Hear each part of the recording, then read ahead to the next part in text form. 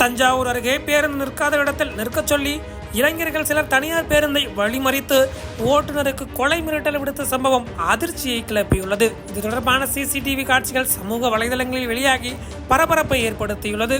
மயிலாடுதுறை மாவட்டம் சீர்காழியில் இருந்து கும்பகோணம் வழியாக தஞ்சாவூருக்கு தனியார் பேருந்து நேற்று சென்றுள்ளது.